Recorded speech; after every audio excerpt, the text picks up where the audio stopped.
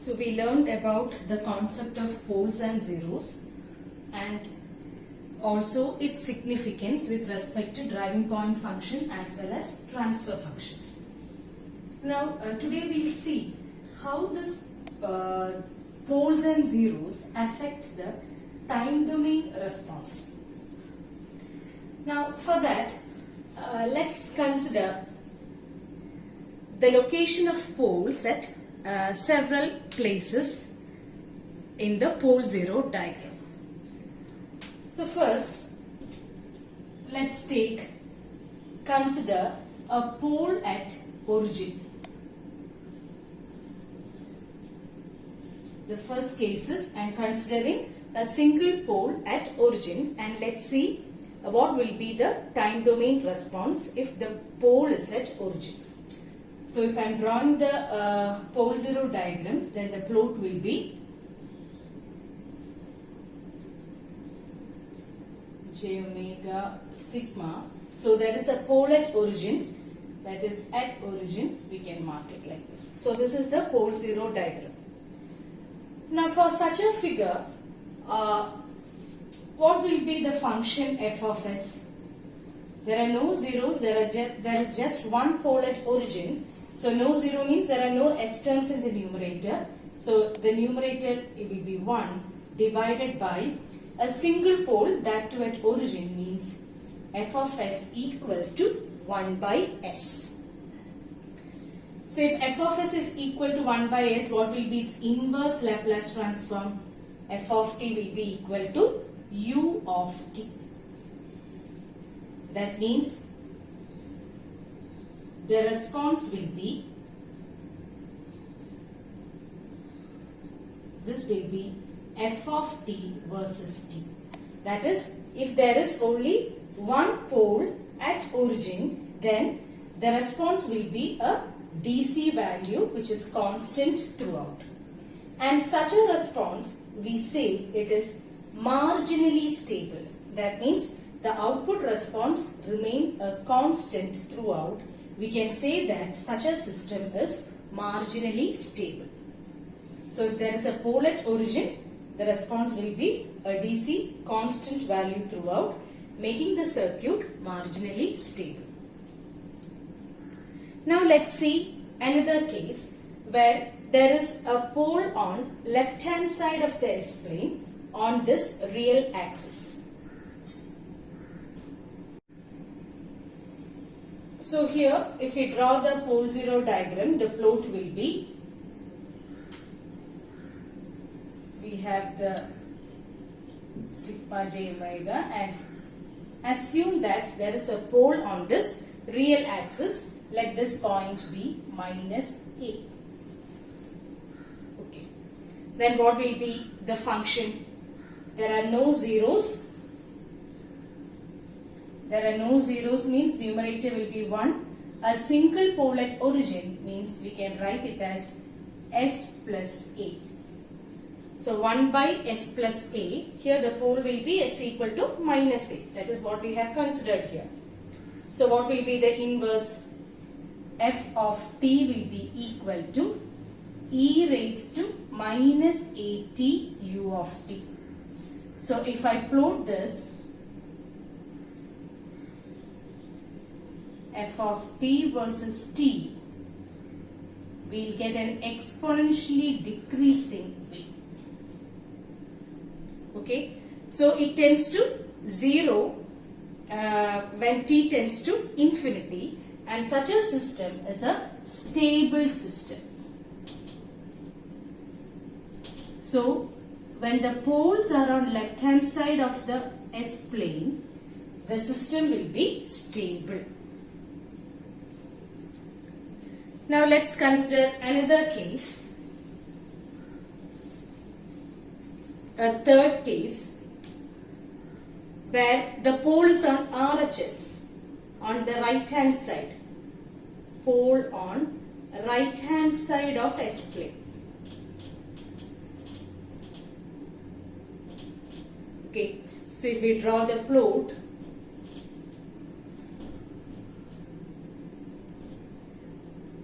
j omega versus sigma, let's have a pole on the right hand side plane. Let this be plus a. Then what will be f of s? F of s will be equal to 1 by s minus a. Then only when we substitute a for s, the denominator will become 0. So the function is f of s equal to 1 by s minus a, which means f of t equal to e raised to at u of t. Right? So if we plot this, f of t versus t, we'll get a exponentially increasing function. The output will increase exponentially with time, making the system unstable. So if there are poles on the right hand side, the system will be unstable.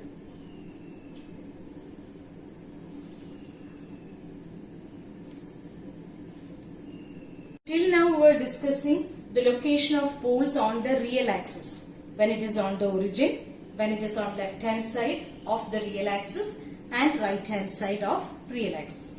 Now let's see a case where the pole is on the imaginary axis.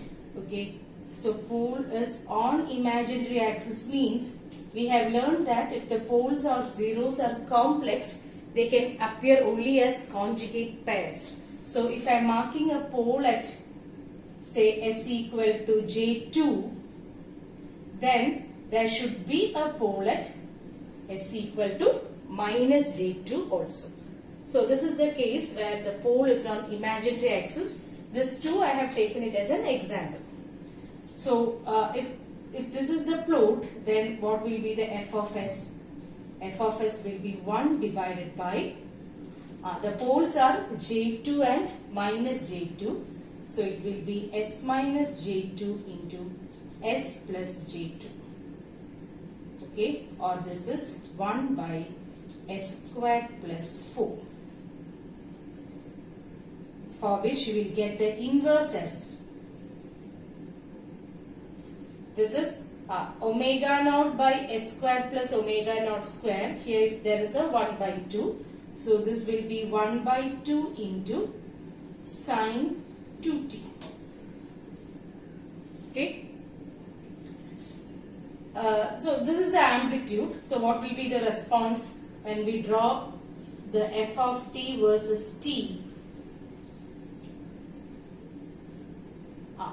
We will get a sine wave. An oscillatory behavior, but it is sustained. So here again we can say that the output is following a common pattern from 0 to infinity. So this is a marginally stable system. So when there are poles on the imaginary axis, it is marginally stable. Okay. So that was what we saw in the first case also. When there was a pole at origin, means again it's on the imaginary axis itself. The output was a DC value and it was marginally stable. So that means when we have a pole on the imaginary axis, the system will be marginally stable or you will get sustained oscillations. Now let's see a pole on somewhere here on the S plane. Okay, so the fifth case is again pole on LHS but not on the real axis.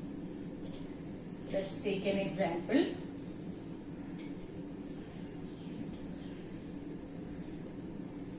Consider pole somewhere here. Again this is imaginary, so there should be a conjugate pair.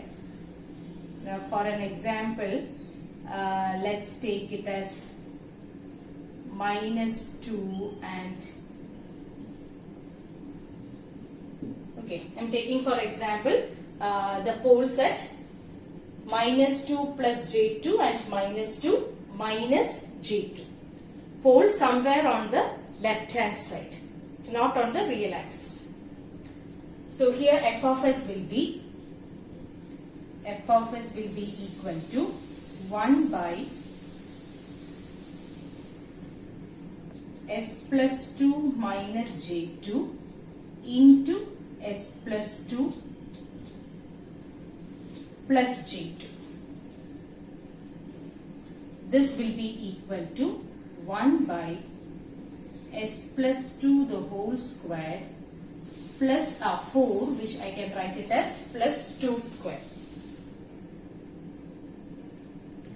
Okay.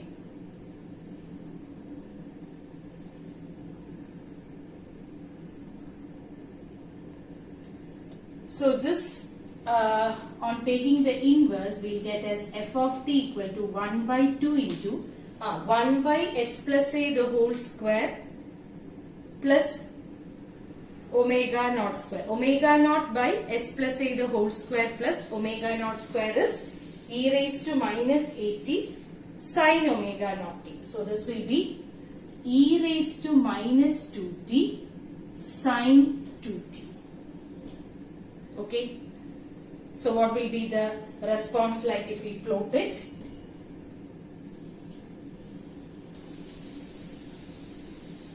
It will be sine wave multiplied with the exponentially decreasing wave, or what we get will be damped oscillation. The oscillation goes on decreasing with time, which is again a stable system. Earlier we saw that when the pole was on left hand side of the when it was on the real axis, then it was a stable system. Again we see that when the pole is anywhere on the left hand side plane, the system will be stable. We get a damped oscillation. Now let's see a pole anywhere on the right hand side, not only on the real axis. So let's draw it.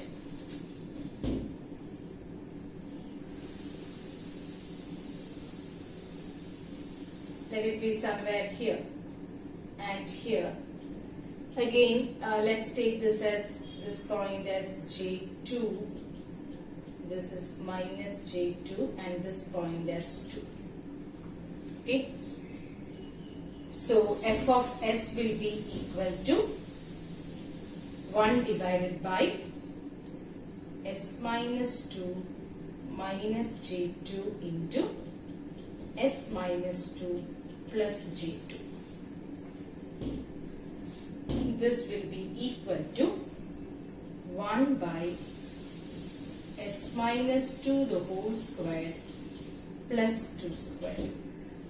Or if we take the inverse, we will get it as 1 by 2 into e raised to 2t sine 2t. That is, if we plot it,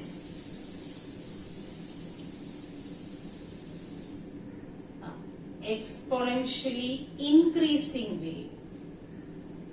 That is, the oscillations go on increasing with time. Clearly, this is an unstable system.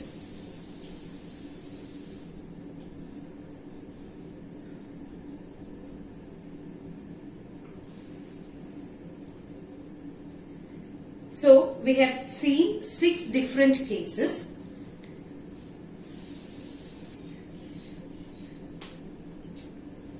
To conclude, we can say that when the pole is on left hand side of S plane, the system is stable or the circuit is stable. If the pole is on right hand side of S plane, then it is unstable. And if the pole is on imaginary axis,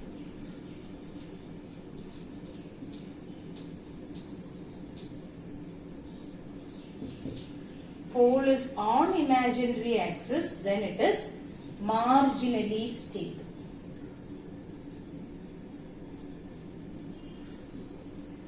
That is, in short, the location of the poles will decide whether the system is stable or not.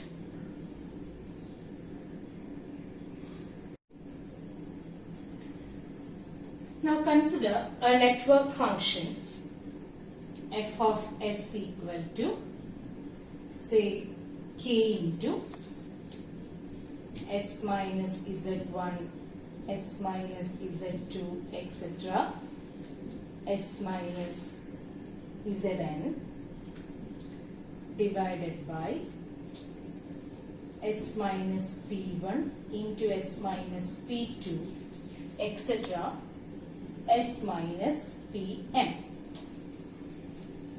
Now, in order to find f of t, what we have learned earlier is the partial fraction method, right?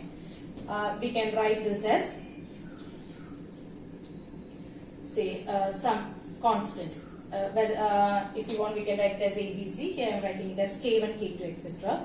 So we can split this as sum of several terms by using partial fraction method, Km by S minus Pm. So the function f of s is split as sum of several terms. The number of terms depend upon the number of poles. Now these constants, this k1, k2, etc., kn, are called residues. And by the conventional partial fraction method, we know how to find the values of these, substitute and take the inverse. Now here we are going to learn how to find out these residues from the pole zero diagram. Okay, so that is our next topic, the graphical evaluation of residues from pole zero diagram. Now, as per that, a residue in general Ki is equal to S minus Pi into f of s evaluated at s equal to Pi. Okay, that is, when we substitute it there, we will get it as k into, for all s we will substitute Pi. So it will be Pi minus z1 into Pi minus z2, etc., Pi minus zn, the whole divided by Pi minus P1, Pi minus P2, etc., Pi minus Pn. So this is how we evaluate the residues. So the general formula is Ki equal to S minus Pi into f of s evaluated at s equal to Pi. So due to this term, the Pi minus Pi term will get cancelled from the numerator and denominator. So the remaining will be this. So let's see what are the steps involved to evaluate the residues graphically from the pole zero diagram. These are the steps to evaluate the residue from pole zero diagram. That is, in order to find the values K1, K2, etc., Ki. So first you will be given a network function. The first step is you have to draw the pole zero diagram for the given function. Identify the zeros and poles. Now next is measure the distance from each of the other poles to a given pole. You have to consider one pole at a time and then find the distance of all other poles to the given pole. Similarly, find the distance from all zeros to the pole you are considering. Then measure the angle from each of the other pole to the given pole. Same for zeros also. That is, these 4 steps from 2 to 5, what we are doing is we are representing it in polar form. That is, we are measuring the distance between the other poles and the zeros from the poles which we are considering and taking the angle between them also. That is magnitude and angle. We are representing the distance in polar form. And then we have to substitute these values of the residues which we have found and then take the inverse. So these are the steps. Now this method can be used for finding these constants, these residues, only if the poles of zeros are simple poles. That is, if the poles and zeros are not repetitive. If there are multiple poles of zeros, we cannot apply this method. Now to understand this clearly, let's take an example and see how to do this. The question is, the current I of s in a network is given by I of s equal to 2s the whole divided by s plus 1 into s plus 2.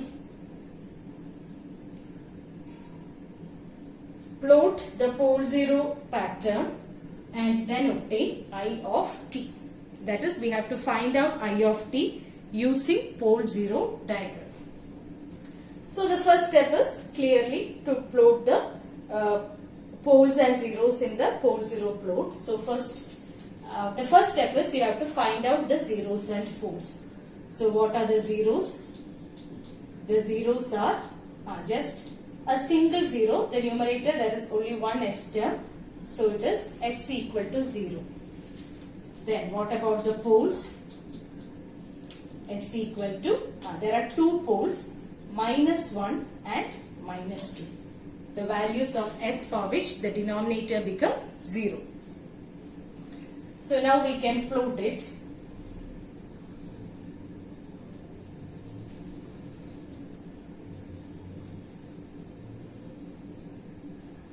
Okay, this is -1, this is -2.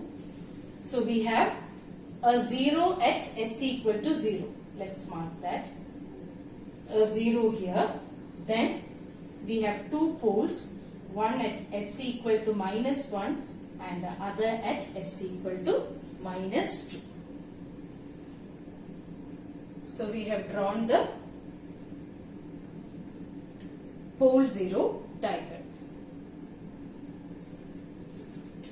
Now we can write this I of s as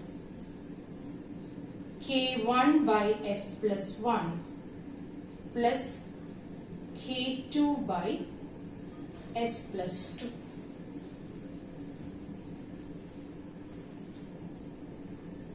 Okay. So to find out k1, the equation is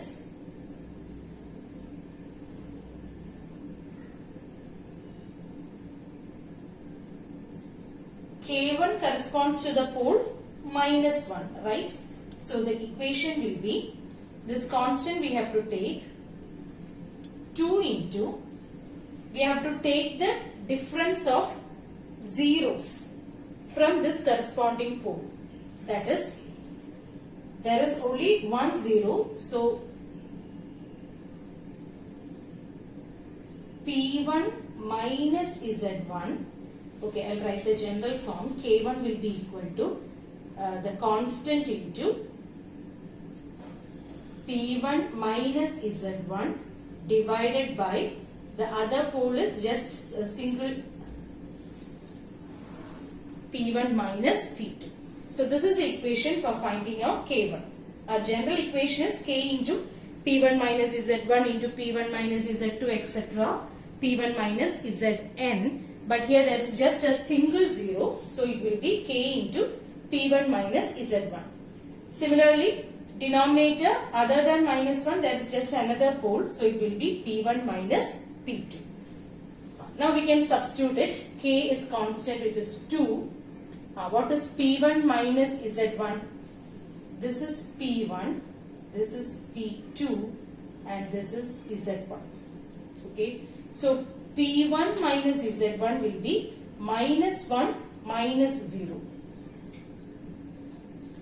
divided by P1 minus P2. P1 is minus 1 minus minus 2. Minus 1 minus minus 2 will be plus 2. So this will be equal to 2 into minus 2 by 1 minus 2, which can be written in polar form as 2 angle 180.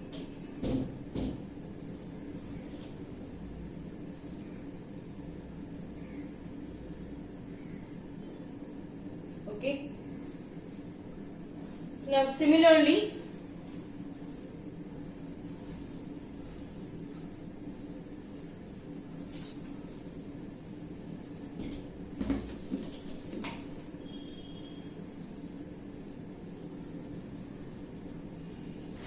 we can write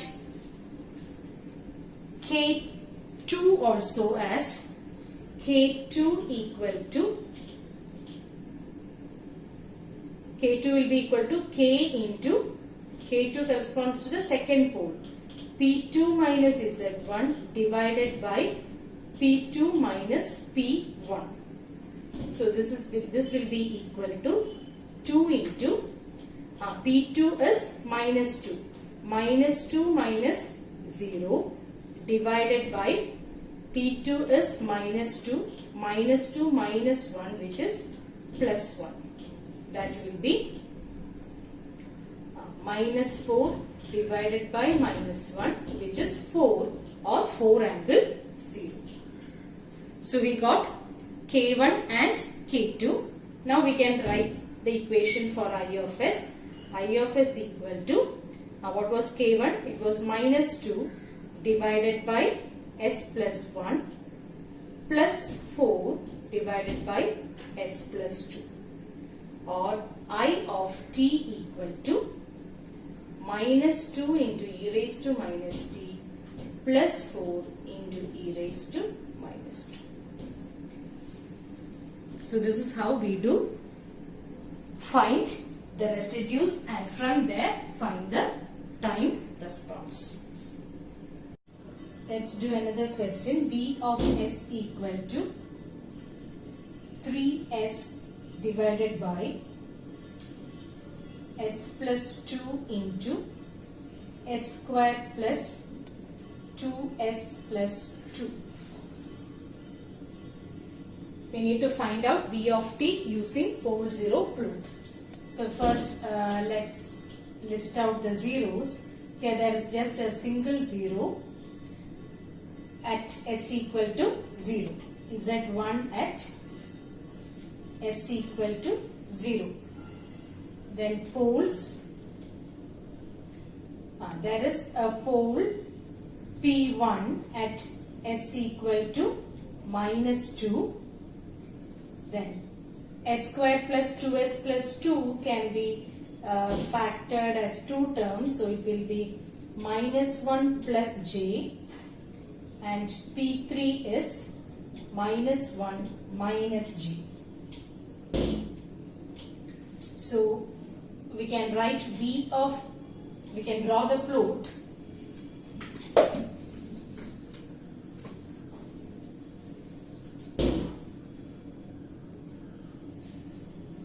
So there will be a 0 at Z equal to 0. Then 3 poles, P1 at minus 2, P2 at minus 1 plus J and P3 at minus 1 minus J. So we can write V of S equal to K1 by S plus 2 plus K2 by S plus 1 minus J plus K3 by S plus 1 plus J. Now K3, since P2 and P3 are complex conjugate terms, this K3 is nothing but the conjugate of K2. So we can write it as K2 conjugate by S plus 1 plus J. So first we can find out K1. K1 is equal to K into, K is a constant, the scale factor, into the pole is P1. So P1 minus Z1 divided by the difference from the other poles. P1 minus P2 into P1 minus P3. This is equal to 3 into P1 is minus 2, Z1 is 0, the whole divided by minus 2 plus 1 minus J into minus 2 minus 1 plus 1 plus J. Okay. Now we can simplify this.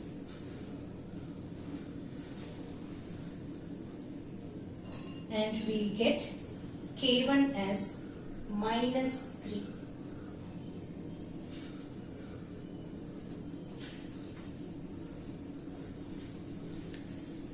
Now to find out K2,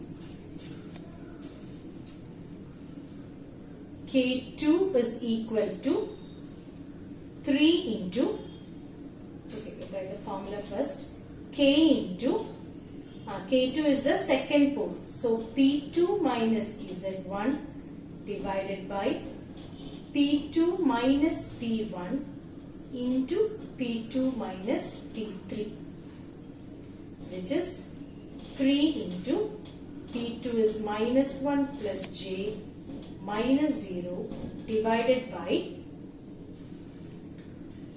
minus 1 plus J plus 2 minus 1 plus J plus 1 plus J. On simplifying this, we get it as 3 by 2.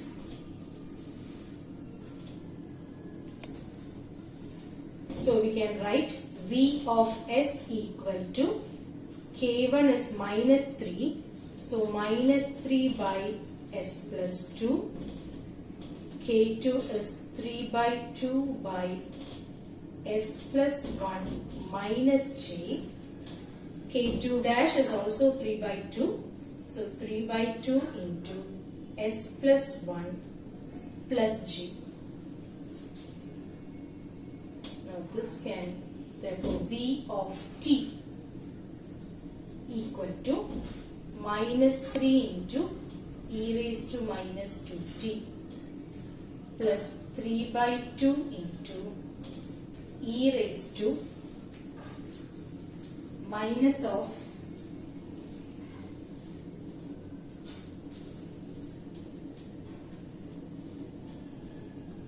jt plus e raised to minus 1 minus j. Now this can be further simplified as minus 3 e raised to minus 2t plus 3 by 2 into e raised to minus t into e raised to minus gt plus e raised to minus t into e raised to plus gt, which can be further written as minus 3 e raised to minus 3t plus 3 by 2 into e raised to minus t can be taken out. Then we will get e raised to jt plus e raised to minus jt by 2, which is cos t. So finally we can write it as minus 3 e raised to minus 2t plus 3 e raised to minus t cos t. Next question. V of S equal to S plus 2 into S plus 6 the whole divided by s plus 1 into s plus 5.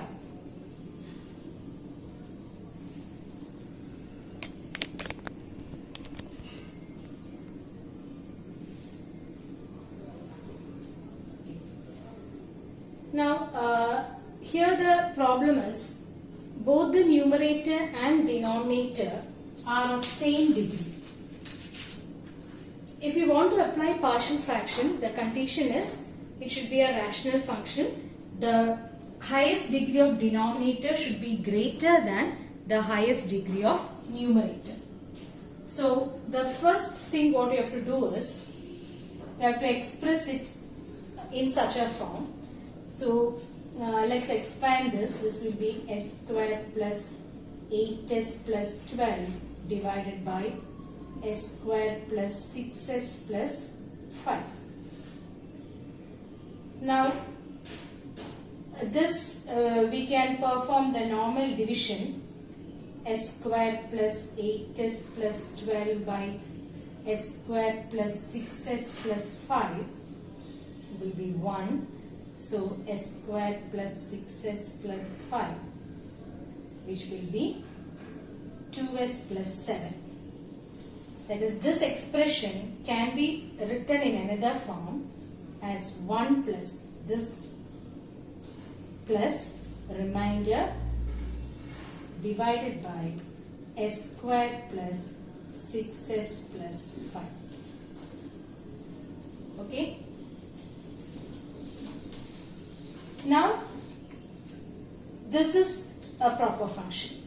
We can perform partial fraction for this term. So, let's take that term alone. Let's take this term 2s plus 7 by s plus 1 into s plus 5. Now, to take the zeros and poles, the coefficient of s, let's take this 2 outside, so it will be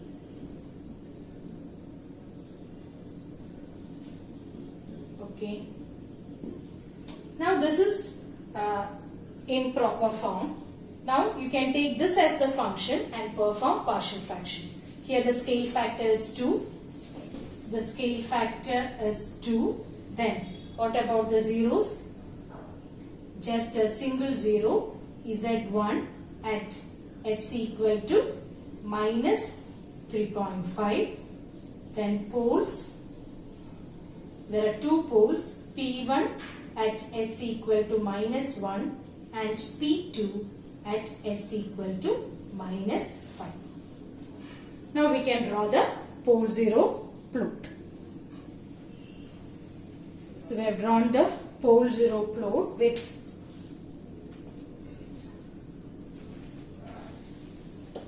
two poles and a 0. Now we can find out. Now we can express that function in terms of k1 and k2. That is 2 into, let's write here, 2 into s plus 3.5 by s plus 1 into s plus 5 can be written as k1 by s plus 1 plus k2 by s plus 5. Okay. Now what is k1? K1 is equal to k into P1 minus Z1 by P2 minus P1. That is, k is 2, P1 is minus 1 plus 3.5 divided by P2 is minus 5. Sorry, it's P1 minus P2.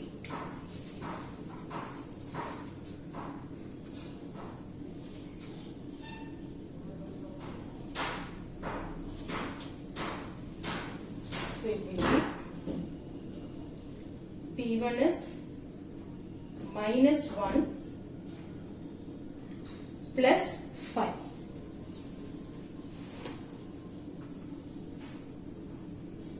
get it as 5 by 4. Similarly, K2 equal to K into P2 minus Z1 by P2 minus P1, which is equal to 2 into P2 is minus 5 plus 3.5 divided by minus 5 plus 1, and we will get it as 3 by 4.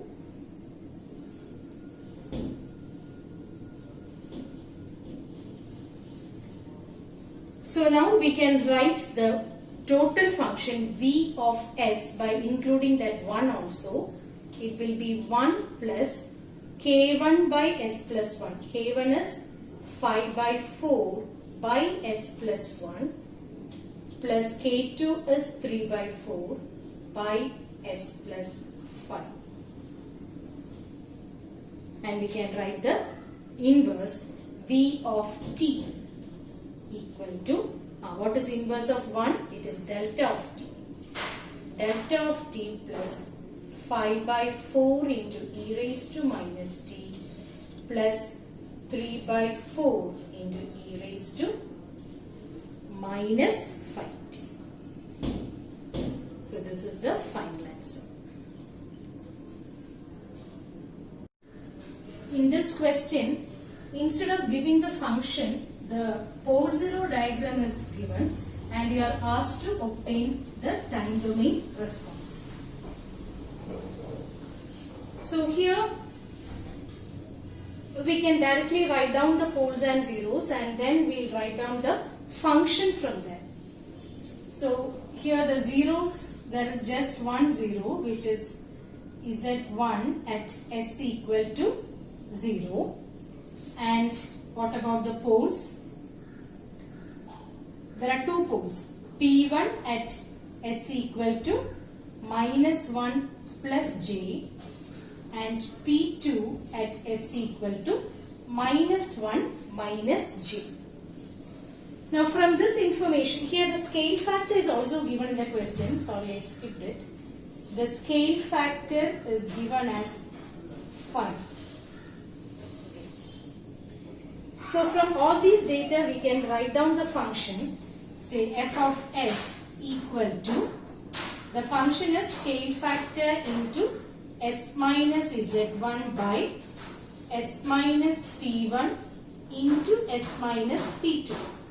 So we can substitute all the data.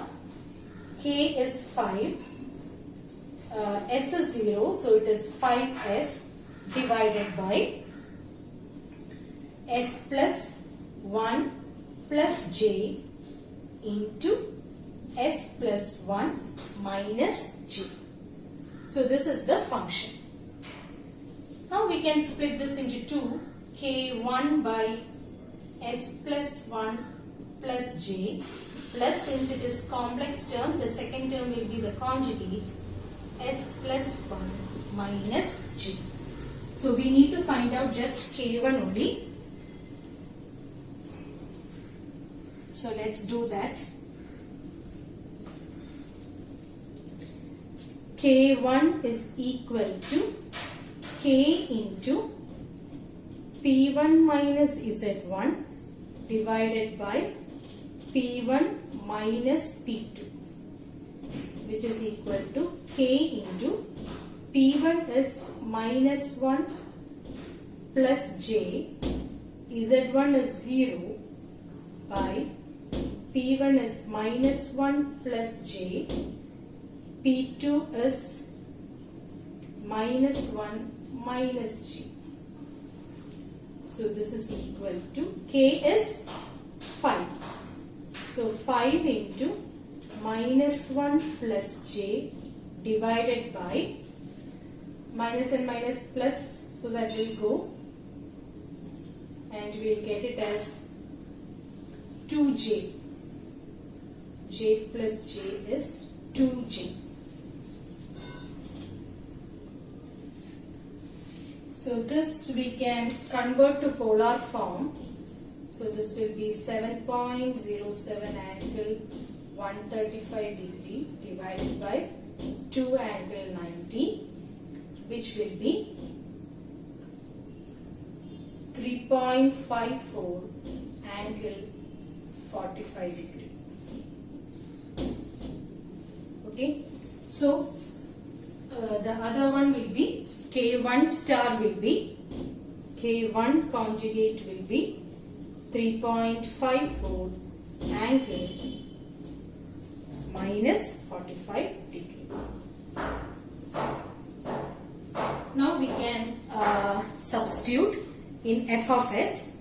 So f of s will be K1. K1 is 3.54 angle 45 degree by s plus 1 plus j.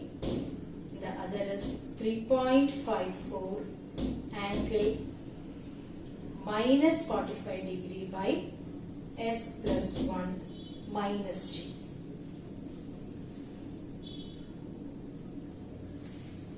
So we can write down f of t as